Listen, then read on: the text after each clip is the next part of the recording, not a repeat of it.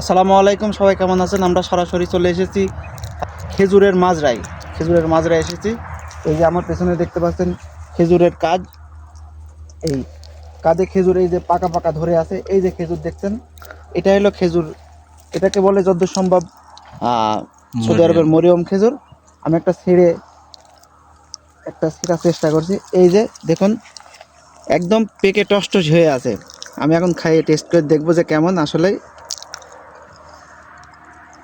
ভিতরটা তো দেখতে পাচ্ছেন, একদম ভিতরটা সাদা ফক ফক করতেছে, একদম একদম গাছে থেকে গাছ পাকা খেজুর যেটাকে বলা হয় আর কি। বিসমিল্লাহ আলা বরকাতুল্লাহ। স্বাদ কেমন ভাইয়া? ভাই স্বাদের কথা কি বলবো, যেমনি গাছ পাকা মরিয়ম খেজুর আর সেমনি ভাই স্বাদ, ভিতরটা সাদা ফক ফক, আর খেতে যে এত সুস্বাদু আর একদম মিষ্টি, মনে হচ্ছে মধুর চেয়েও মিষ্টি, এরকম মিষ্টি। আপনারা যদি যদি একদম সরাসরি গাছ থেকে যদি খেজুর নিতে চান, তাহলে সরাসরি আসতে হবে আপনাদের মদিনার খেজুরের মাজরাতে। তাছাড়া এইরকম অরিজিনাল টাটকা খেজুর পাওয়া একদম অসম্ভব।